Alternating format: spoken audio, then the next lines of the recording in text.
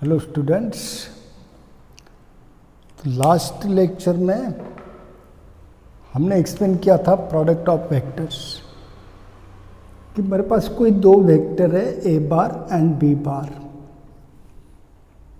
उनका dot product and two vectors a bar and b bar their cross product दो ही होते हैं। और dot product of two vector is a scalar quantity, cross product of two vector is a vector quantity. इनके properties और specially unit vectors के dot products and cross products पढ़ के रखो। आज हमको जाना है coordinate representation of a vector. आपको ये तो पता है कि आपकी Cartesian coordinate system x axis y axis और स्पेस में अगर कंसीडर करते हैं 3 डायमेंशन में, तो एक एक्सिस और होता है परपेंडिकुलर टू बोथ, जिसको बोलते हैं जेड एक्सिस। मैं इसको यहाँ पे बता देता हूँ, इधर होता है। अब ये positive direction of X axis, इसको बोला था negative direction of X axis. ये positive direction of Y axis, इसको बोलते हैं negative direction of Y axis. ये होता है positive direction of Z axis, ये ओरिजिन, और इधर होगा आपका negative direction of Z axis. अब ये जस्ट एरो मार्क दिख रहा है, मतलब ये पॉजिटिव डायरेक्शन एक वेक्टर है और इसके अलॉन्ग यूनिट वेक्टर होता है आई कैप, बता दिया था। इसके अलॉन्ग यूनिट वेक्टर होता है जे कैप और जेड एक्सिस पॉजिटिव के अलॉन्ग यूनिट वेक्टर होता है के कैप। तो ये i cap, j cap, k cap are the unit vectors mutually perpendicular along the positive directions of x y and z axis respectively.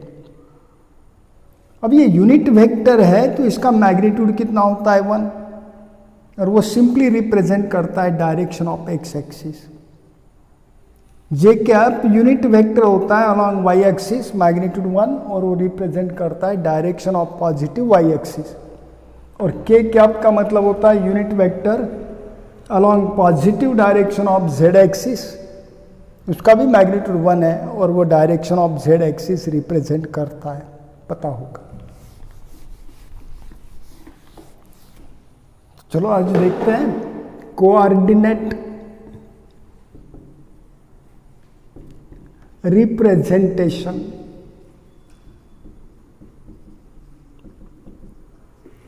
Of a vector. हल्का सा part है, पहले तो मैं 2 डायमेंशन की ही बात करता हूं। आपको एक पॉइंट दे रखा है P और उसके कोऑर्डिनेट्स है x and y in 2 dimension. जब simply x coordinate y coordinate तो आप प्लेन में हैं, और आपको पता है पॉइंट के कोऑर्डिनेट दे रखे हैं, इसका मतलब यहाँ पे होगा x एक्सिस, यहाँ पे होगा y एक्सिस, यहाँ पे ओरिजिन, और यहाँ पे कई पॉइंट होगा P जिसके कोऑर्डिनेट्स है x y। ध्यान में आया होगा।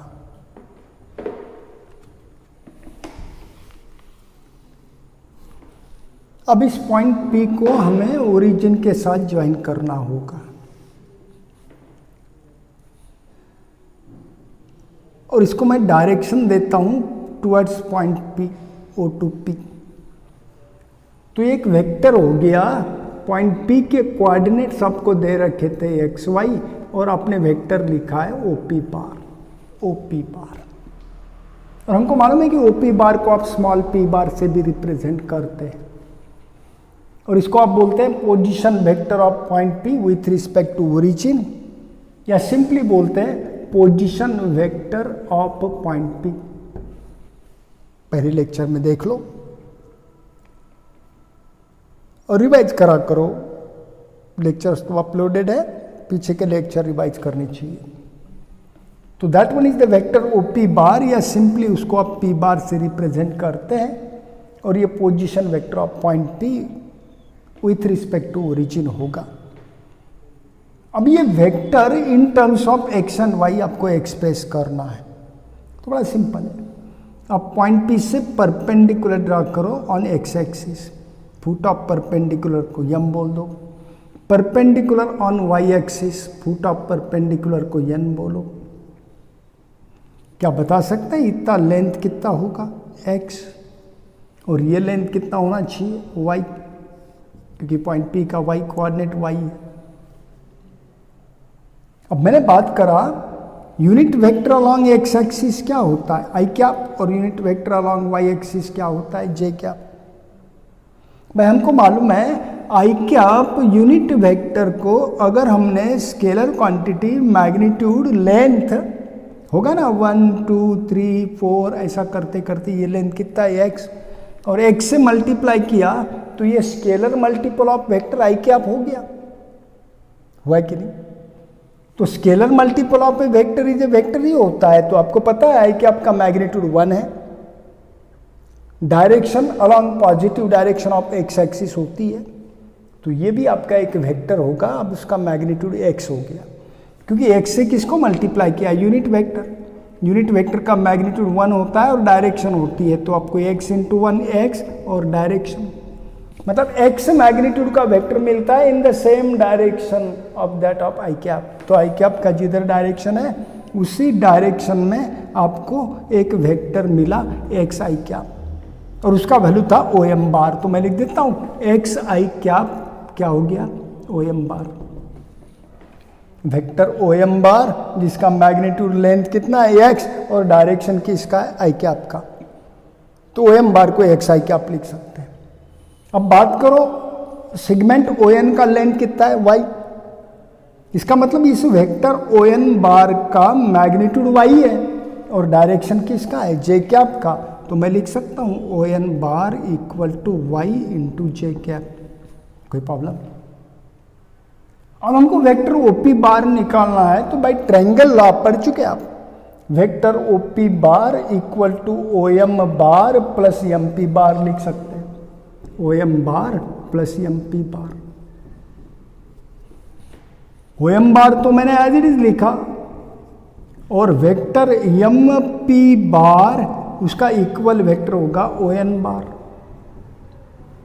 Since M P bar equal to O N bar. O M bar का वैल्यू कितना है आपके पास तो बताओ। ओ एम बार का वैल्यू है एक्स आई कैप, और ओ एन बार का वैल्यू होता है वाई जे कैप। कोई प्रॉब्लम? कौन सा वेक्टर मिला ओपी बार। तो क्लियर हो गया ना। A point P having coordinate x y, किसी पॉइंट के कोऑर्डिनेट आपको दे रखे in 2 dimension x and y, तो उसका position vector with respect to origin OP bar, P bar भी बोल सकते हैं, सीधा सीधा लिख सकते हैं एक्स आई कैप प्लस वाई जे कैप।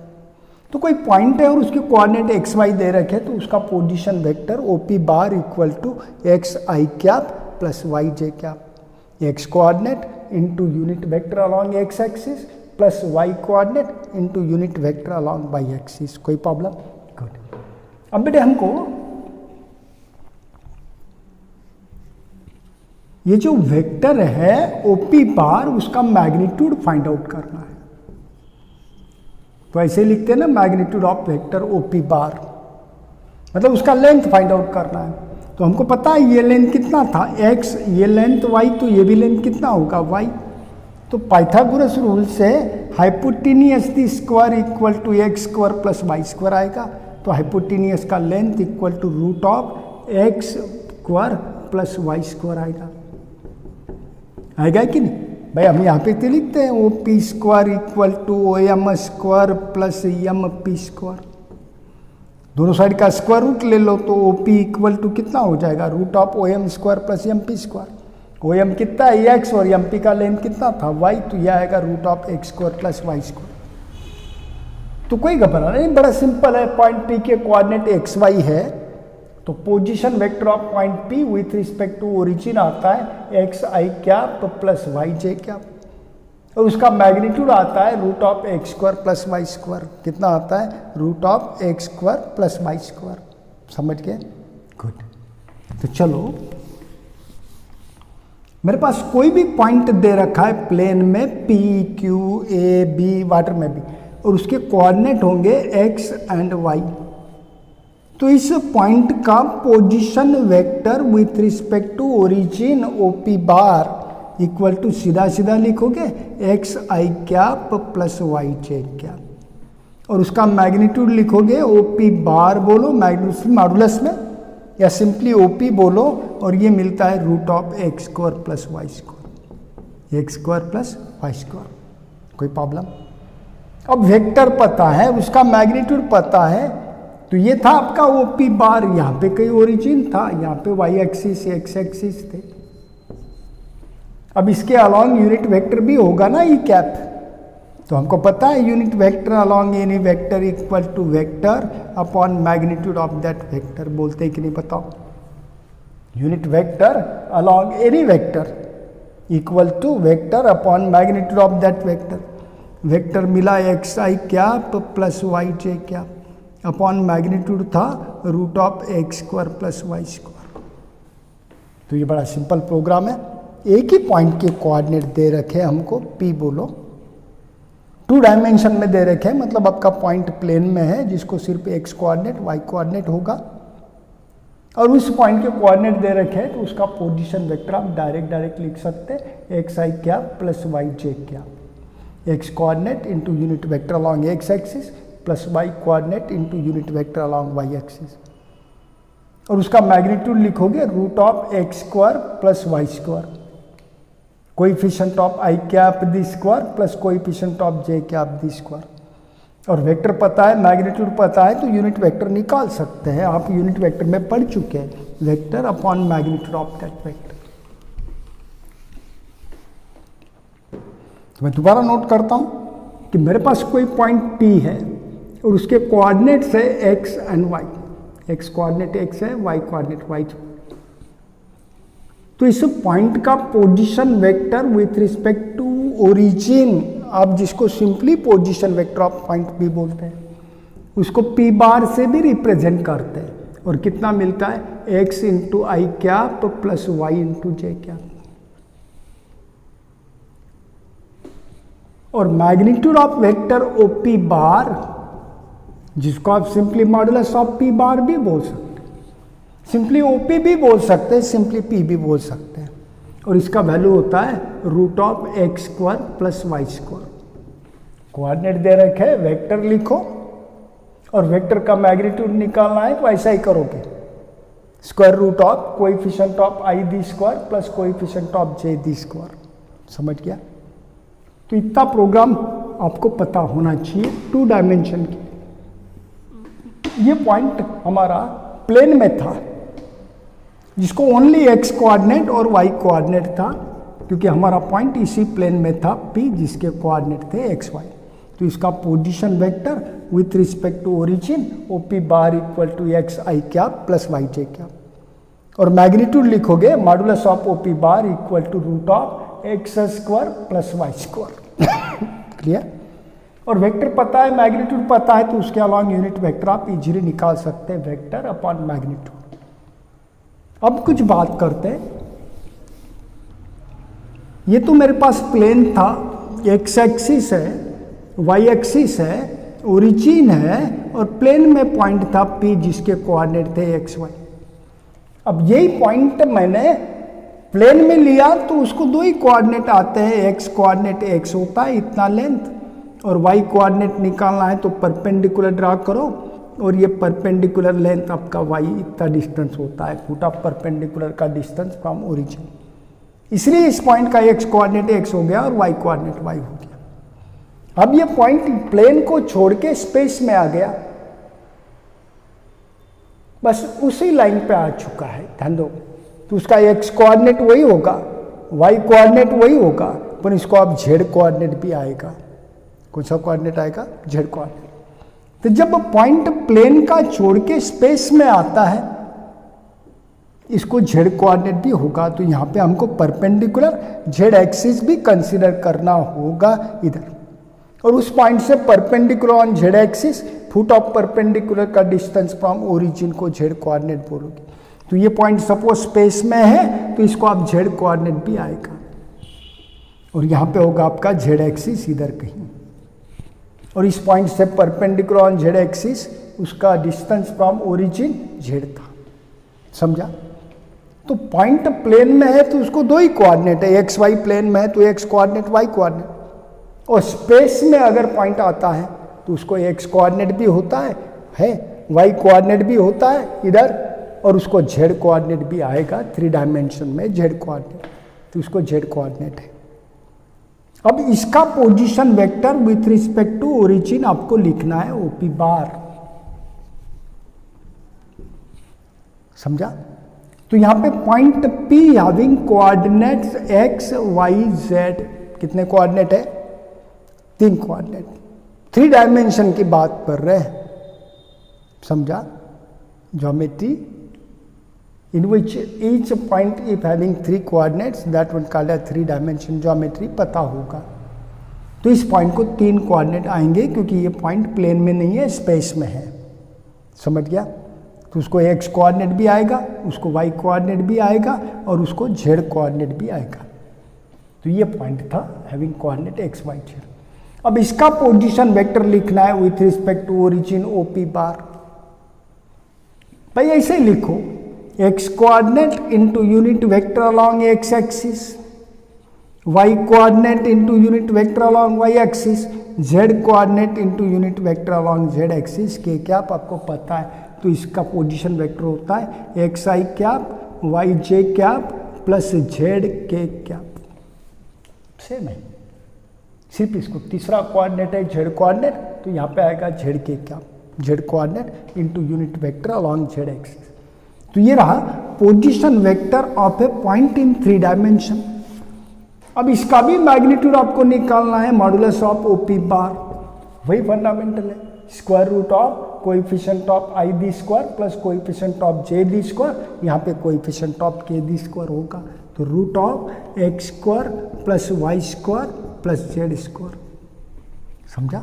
तो जब आपके पास 3 डायमेंशन का पॉइंट आता है, 3 कोऑर्डिनेट होते हैं एक्स वाई एंड जेड, तो उसका पोजीशन वेक्टर लिखते हैं एक्स आई कैप प्लस वाई जे कैप प्लस जेड के कैप, और उसका मैग्नीट्यूड तो बड़ा सोपा है, square root of coefficient of x this by y the square, coefficient of j cap the square और coefficient of k cap the square. और अब यदि आपको unit vector along OP bar पूछा तो vector OP bar upon magnitude of OP bar करोगे ही। OP bar का वैल्यू था x into i cap plus y into j cap plus z times k cap, divided by magnitude था square root of x square plus Y square plus z square. कोई problem? Good.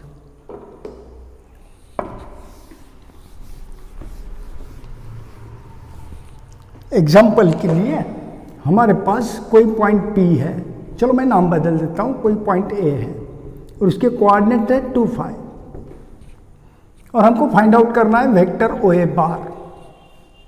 तो क्या फर्क पड़ता है, point P के बजाय A बोला, कोऑर्डिनेट एक्स वाई है ही, इसको एक्स कोऑर्डिनेट बोलो, इसको वाई कोऑर्डिनेट बोलो। बताइए प्लेन का पॉइंट है कि स्पेस का? प्लेन का है, उसको 2 ही कोऑर्डिनेट आ रहे हैं, एक्स कोऑर्डिनेट वाई कोऑर्डिनेट। तो इसका पोजीशन वेक्टर लिखोगे x into i cap plus y coordinate into j cap, और मैग्नीट्यूड लिखोगे OA बार का square root of x square plus Y square, ये होगा 4 plus 25 that's equal to 29। Magnitude length होता है, यूनिट्स लिखोगे, फिर कुछ भी हो। समझा? Unit vector along OA bar पूछा तो vector OA bar upon magnitude of vector OA bar करोगे। OA बार का वैल्यू था 2i cap plus 5j cap, divided by magnitude था रूट ऑफ 29। ऐसे ही रख सकते हैं, रूट ऑफ 29 से दोनों टर्म को भी डिवाइड कर सकते, लिखना है तो लिख सकते, 2 upon root of 29 i cap plus 5 upon root of 29 into j cap. ये होता है unit vector along given vector. सामने चलते हैं,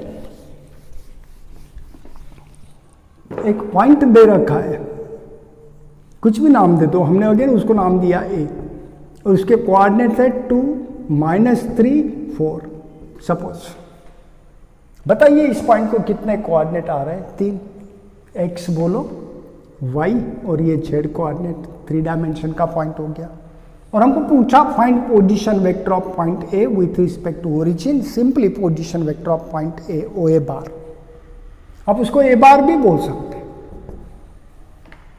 और इसका वैल्यू आता है एक्स आई कैप मतलब 2 i cap plus y coordinate into j cap, तो वाई कोऑर्डिनेट था -3 into j cap plus z coordinate into k cap, तो 4 टाइम्स ऑफ के कैप, तो ये आएगा बेटा 2 i cap plus -3 j cap और प्लस 4 के कैप, ये हो गया vector O A bar.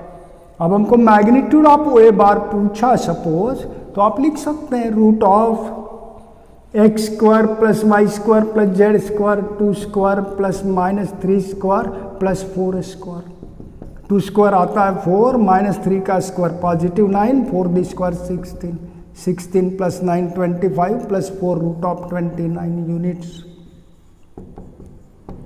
Magnitude length होता है, यूनिट लिखा करो। अब आपको पूछा unit vector along O A bar, तो क्या लिखोगे vector O A bar upon magnitude of O A bar. Vector O A bar का वैल्यू बताइए 2 i cap -3 j cap plus 4 k cap divided by square root of 29, ये होता है unit vector along O A bar. कोई problem?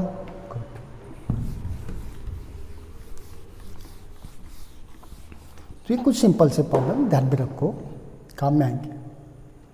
अब मैं बात करता हूं, मेरे पास एक पॉइंट है ए, स्पेस का पॉइंट है, उसके कोऑर्डिनेट है x1, y1, z1। दूसरा पॉइंट है मेरे पास b, वो भी स्पेस में है और उसके कोऑर्डिनेट्स है x2, y2, z2। x, y, z के बजाय 2 पॉइंट है तो मैंने x1, y1, z1 बोला। दूसरा पॉइंट है b जिसके कोऑर्डिनेट लिख रखे x2, y2, z2, और मैंने a to b ज्वाइन किया और डायरेक्शन दे रखा है फ्रॉम ए टू बी। तो बताओ ये वेक्टर कहाँ पे जाके टर्मिनेट हो रहा है? पॉइंट बी पे। कहाँ से स्टार्ट हुआ? ए से। तो इसको आप position vector of point B with respect two point A बोलते हैं कि नहीं बताओ? और उसको लिखते हैं आप ए बी बार। क्या लिखते हैं? A B bar. तो हमको यहाँ पे vector A B bar find out करना है, सोपा है। तो पहले एक प्रोग्राम बताता हूँ। जबकि आपको पॉइंट्स पता है, उनके कोऑर्डिनेट्स पता है, और कोऑर्डिनेट सिस्टम के बगैर पता नहीं होता है। तो पढ़ के मैं इसके कोऑर्डिनेट लिखे तो यहाँ पे कहीं x axis, y axis, z axis होगा ही, और उनका इंटरसेक्शन ओरिजिन होता ही है, तो यहाँ पे ओरिजिन होगा। क्लियर? और ओरिजिन के कोऑर्डिनेट 3 डायमेंशन में आपको पता होंगे 0 0 0। अब मैंने O2A ज्वाइन करा, O2B भी ज्वाइन करता हूं, और ये एरो मार्क दे रखा है O2A, ये एरो मार्क दे रखा है O2B। इस वेक्टर को कौन सा वेक्टर बोलोगे? OA बार। और OA बार को सिंपली हम A बार भी तो बोल सकते हैं, position vector of point A with respect to origin. Simply position vector of point A, that is A bar. Clear? ये जो वेक्टर है position vector of point B with respect to origin है, O B बार, जिसको simply आप B bar भी लिख सकते हैं। चलो, एक ट्रायंगल दिख रहा है ना, और इसको आप ट्रायंगल लॉ अप्लाई कर सकते हैं। और बाय अप्लाइंग ट्रायंगल लॉ हमको ए बी बार का वैल्यू फाइंड आउट करना है इन terms of coordinates, in terms of coordinates. चलो, तो क्या मैं यहां पे ऐसे लिख सकता हूं O A bar plus A B bar equal to O B bar? Triangle आप सबको पता है, A B bar plus B C bar equal to A C bar, starting point to end point. A B bar plus B C bar equal to A C bar. Same to that O A bar plus A B bar equal to क्या लिखोगे? O B bar. तो मैं लिख देता हूं यहां पे by triangle law A B bar equal to, A B bar equal to नहीं लिखूंगा, पहले लिखूंगा O A bar plus A B bar equal to O B bar. O A bar को बोले थे बेटे आपने A bar, A B bar as it is लिखा, और ओ बी बार को आप बोलते हैं B bar. Therefore A B bar equal to कितना आ रहा होगा, बी बार माइनस ए बार। आता है कि नहीं बताओ? तो ये ध्यान में रखो, ये लिखना पड़ेगा और समझना भी पड़ेगा। ये ए बार क्या था बोला? Position vector of point A with respect to origin, अर्थात position vector of point A with respect to origin. और ओ बी बार था, बी बार मतलब position vector of point B with respect to origin. जब with respect to origin होता है तो हम लिखते भी नहीं है, तो इसको मैंने बोला position vector of B minus position vector of A होता है। समझा? अब रही बात position vector of point A, O A bar कितना होगा? जब पॉइंट ए के कोऑर्डिनेट x1 y1 z1 है, अभी आपने देखा, तो उसका पोजीशन वेक्टर ओ ए बार क्या होता है? x1 i cap plus y1 j cap plus z1 k cap. और b के कोऑर्डिनेट x2 y2 z2 है, तो उसका position vector with respect to origin कितना होगा? x2 i cap plus y2 j cap plus z2 k cap. होगा कि नहीं बताओ? बस हमको यहाँ पे वैल्यू पुट अप करना है ए बी बार में, तो मैं यहाँ पे लिख देता हूँ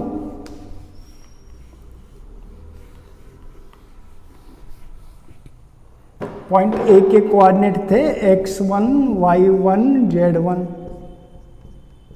और पॉइंट बी के कोऑर्डिनेट थे x2 y2 z2। और अपने अभी लिखा था vector A B bar equal to B bar minus A bar. B bar का वैल्यू बताइए कितना था? This total minus A bar का वैल्यू ये था, और हमको बी बार माइनस ए बार करना है, तो लाइक टर्म सबस्ट्रैक्ट करो। आई कैप के टर्म सबस्ट्रैक्ट करा तो x2 I cap minus x1 i cap, तो यहाँ पे होगा x2 minus of x1 into i cap. अब जे के टर्म सबस्ट्रैक्ट करो, y2 j cap minus y1 j cap, तो यहाँ पे होगा y2 minus of y1 j cap. अब k कैप के टर्म सबस्ट्रैक्ट करो करस्पॉन्डिंग, तो z2 k cap minus z1 k cap, तो यहाँ पे आएगा z2 minus z1 into k cap. Clear हो गया? आपके पास अगर दो पॉइंट्स है ए एंड बी, उनके कोऑर्डिनेट्स दे रखे हैं x1 y1 z1 for A and x2 y2 z2 for B, तो हमको वेक्टर ए बी बार निकालते आता है। कैसे निकालते हैं? x2 minus x1 i cap plus y2 minus y1 j cap plus z2 minus z1 k cap, अर्थात coordinates of next point minus corresponding coordinates of previous point, क्योंकि हमको वेक्टर ए बी बार निकालना था। पहला point A है और last point B है, तो A B bar x2 minus x1 i cap plus y2 minus y1 j cap plus z2 minus z1 k cap. बड़ा सिंपल है। पोजीशन वेक्टर भी आपको पता है तो आप डायरेक्टली भी लिख सकते हैं, position vector of next point minus position vector of previous point, A B bar equal to B bar minus A bar. Done में आया स्टूडेंट्स? गुड। तो मैंने बोला मेरे पास एक पॉइंट है P और उसके कोऑर्डिनेट होंगे x1 y1 z1, यहाँ पे होगा। यहाँ पे कोई पॉइंट है Q और उसके कोऑर्डिनेट दे रखे x2 y2 z2, और हमको वेक्टर निकालना है PQ बार, तो मैं लिखूंगा vector PQ bar equal to coordinates of next point minus coordinates of previous points corresponding, तो यहाँ पे होगा x2 minus of x1 i cap plus y2 minus of y1 into j cap plus z2 minus of z1 into k cap. समझा? कोई problem? चलो मैं एक example लेता हूं। If point A having coordinate 3, 3, 2, point B having coordinate 1, 5, 4, और हमको बोला find vector A B bar, पहले तो। अब हमको पता है वेक्टर ए बी बार निकालना है, तो क्या करते हैं, coordinates of B minus coordinates of A. तो लिखो ना आप x2, इसको पहला पॉइंट था तो उसके कोऑर्डिनेट को x1 y1 z1 बोलो, और ये नेक्स्ट पॉइंट है तो इसके कोऑर्डिनेट्स को x2 y2 z2 बोलो। और ए बी बार लिखोगे x2 माइनस x1, क्योंकि आपका position vector of point B है, तो ये नेक्स्ट पॉइंट था और ये स्टार्टिंग पॉइंट था। तो हम लिखते हैं coordinates of next point minus coordinates of previous point. x2 minus x1 तो 1 माइनस ऑफ 3 आई क्या, plus y2 minus y1 5 minus of 3 j क्या, plus z2 minus z1 4 minus of 2 into k क्या। क्या मेरी बात बराबर है? गुड। 1 माइनस 3 होता है माइनस 2 आई क्या, 5 माइनस 3 होता है 2 j क्या, प्लस 4 माइनस 2 होता है 2 k क्या। ये आपका वेक्टर मिला ए बी बार।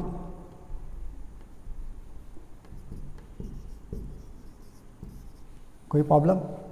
अब वेक्टर अगर आपके पास है तो ये किसके फॉर्म में होता है, एक्स आई कैप प्लस वाई जे कैप प्लस जेड के कैप।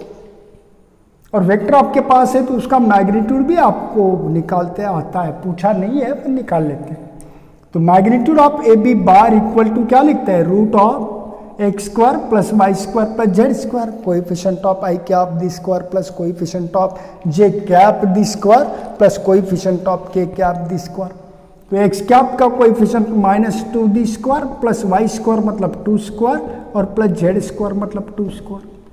तो ये होगा रूट ऑफ 4 प्लस 4 प्लस 4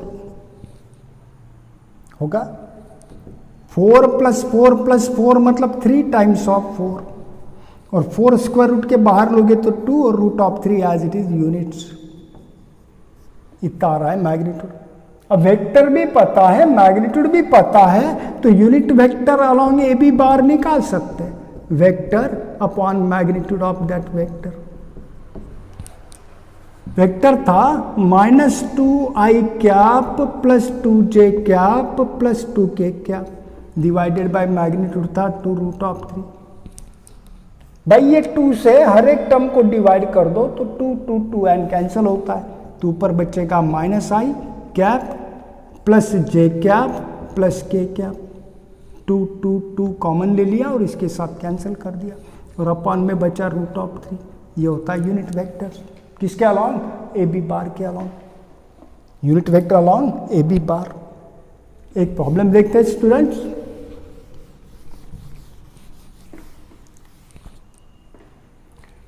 मेरे पास कोई पॉइंट है P जिसके कोऑर्डिनेट है 2 2 5, और दूसरा पॉइंट है Q जिसके कोऑर्डिनेट है 4 3 2। यहां पे होगा P, यहां पे होगा Q, ये वेक्टर होगा P Q बार, यहां पे होगा Q सपोज, चलो यहां पे होगा P। और हमको बोला भाई find vector P Q bar, पर हमको पूछा कुछ अलग यहां पे, find vector of magnitude 10 along P Q bar. Along P Q bar मतलब in the direction of P Q bar. एक वेक्टर फाइंड आउट करना है जिसका मैग्नीट्यूड 10 है। मैग्नीट्यूड तो आपको पता है वेक्टर का कितना रखना है, 10। अब मैग्नीट्यूड पता है तो उसको सिर्फ डायरेक्शन दे दो, और उसको अलोंग पी क्यू बार रखना है तो डायरेक्शन किसका दोगे, पी क्यू बार। और डायरेक्शन कौन देता है, यूनिट वेक्टर। हमको पता है unit vector along P Q bar find out किया तो उसका मैग्नीट्यूड कितना होता है, 1। सिर्फ डायरेक्शन क्या बचती है, किसकी बचती है, ई कैप की। और ई कैप यूनिट वेक्टर होता है, किसका डायरेक्शन रिप्रेजेंट करेगा, पी क्यू बार का। और उसको अगर 10 से मल्टीप्लाई किया तो 10 इंटू 1 एन डायरेक्शन होता है, तो 10 इंटू 1 10 होगा और direction will be as it is. ये हो गया ना एक वेक्टर जिसका मैग्नीट्यूड 10 हो गया और डायरेक्शन वही है जो किसका डायरेक्शन था, ई कैप। पर ई कैप किसके अलोंग निकाला, पी क्यू बार। तो ये हो गया vector of magnitude 10 along P Q बार। तो आपको वेक्टर ऑफ गिवन मैग्नीट्यूड पूछा अलोंग एनी वेक्टर, तो उस वेक्टर के अलॉन्ग आप यूनिट वेक्टर निकाल लो, उसको गिवन मैग्नीट्यूड से मल्टीप्लाई करो। अब यूनिट वेक्टर निकालना है तो मेरा पहला प्रोग्राम होगा पी क्यू बार, और पी क्यू बार कैसे निकालते हैं, तो coordinates of Q minus coordinates of P corresponding. तो x1 ये पहला पॉइंट हो गया, ये लास्ट पॉइंट हो गया। इसको x1 y1 z1 बोलो, इसको x2 y2 z2 बोलो। तो x2 माइनस x1 4 माइनस 2 आप डायरेक्ट भी लिख सकते हैं ना, मैं लिख देता हूँ अपन अभी 4 minus 2 i cap plus 3 minus 2 j cap plus 2 minus of 5 k cap. सब करो 4 minus 2 2 i cap, 3 minus 2 1 j cap और 2 माइनस 5 होता है minus 3 times of k cap. आप माइनस 3 k कैप भी लिख सकते हैं डायरेक्टली। ये हो गया पी क्यू बार। अब यूनिट वेक्टर निकालना है तो उसका मैग्नीट्यूड निकालते हैं। हमको मालूम है एक्स आई कैप प्लस वाई जे कैप प्लस जेड के कैप, यहाँ पे y का वैल्यू 1 हो रहा है, तो मैग्नीट्यूड आता है root of x square 2 square plus Y square 1 the square plus minus 3 the square. Minus 3 the square 9 plus 1 the square 1 10 और 2 स्क्वायर 4 रूट ऑफ 14 यूनिट्स। अब यूनिट वेक्टर निकालो along P Q bar, E cap equal to क्या बोलोगे, P Q bar upon magnitude of P Q bar.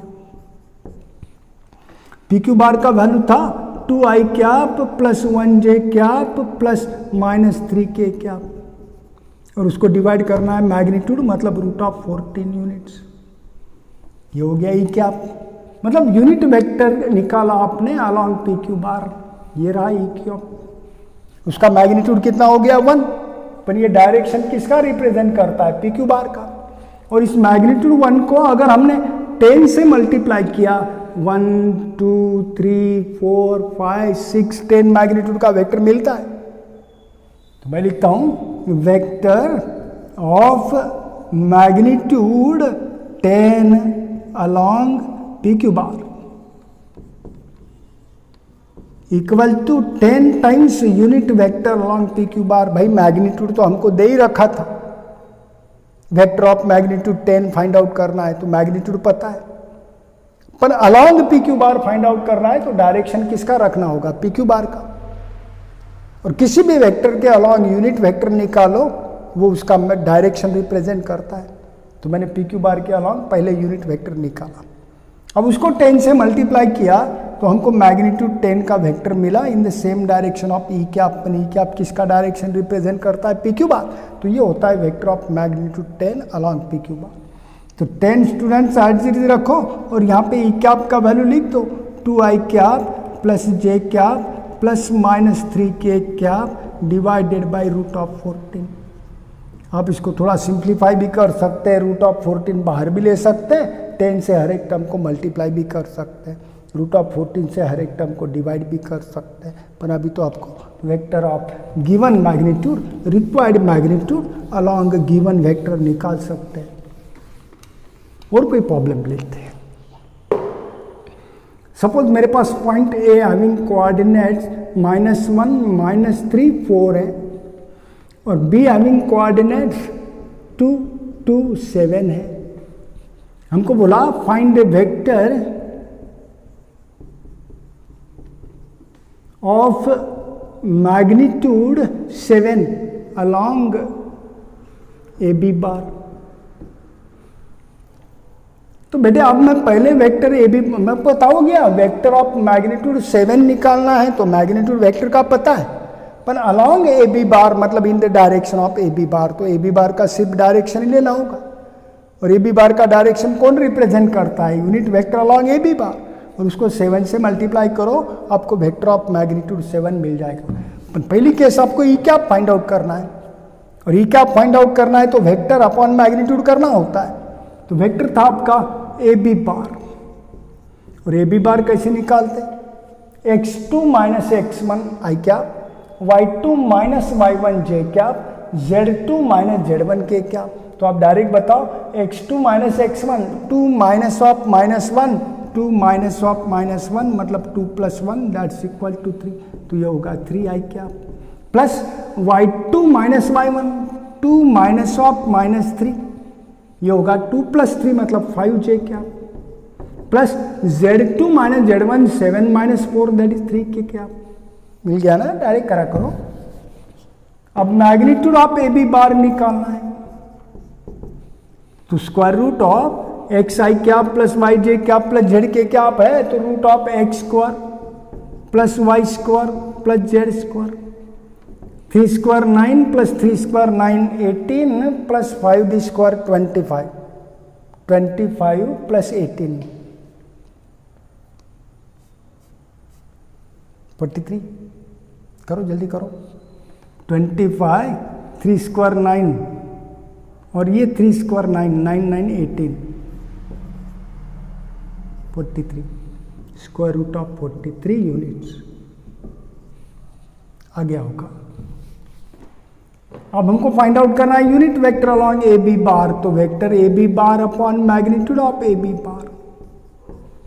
A B bar का value था 3i cap plus 5j cap plus 3k cap divided by magnitude था root of 43। अब vector of magnitude 7 along A B bar equal to क्या बोलोगे 7 into unit vector along A B bar. 7 as it is रखा, E cap का value था bracket में लिखो 3i cap plus 5 times j cap plus 3 times of k cap upon root of 43। ये 43 आप यहाँ पे भी लिख सकते हैं बाहर निकाल के, तो यहाँ पे होगा 7 अपॉन रूट ऑफ 43। ये होगा आपका आंसर। समझे यहाँ तक? तो ये था coordinate representation of vector, magnitude of vector, unit vector along the given vector and vector of required magnitude along given vector. तो पढ़ो स्टूडेंट्स। अब इसके बाद हमको जाना है dot and cross product of vector, और वेक्टर्स आपको गिवन है कोऑर्डिनेट रिप्रेजेंटेशन में। समझो हमको एक आधा वेक्टर दे रखा है A bar equal to x1 i cap plus y1 j cap plus z1 k cap. दूसरा वेक्टर दे रखा है b bar equal to x2 i cap plus y2 j cap plus z2 k cap. तो ध्यान में आया होगा point A का पोजीशन वेक्टर है with respect to origin A bar, और उस पॉइंट ए के कोऑर्डिनेट होंगे x1 y1 z1। Point B का पोजीशन वेक्टर बी बार और पॉइंट बी के कोऑर्डिनेट x2 y2 z2। तो अब हमको फाइंड आउट करना है A bar dot B bar and A bar cross B bar. समझे? तो ये बेटा नेक्स्ट पेज में बता दूंगा, तब तक के लिए पढ़ाई करो। चलो ऑल द बेस्ट।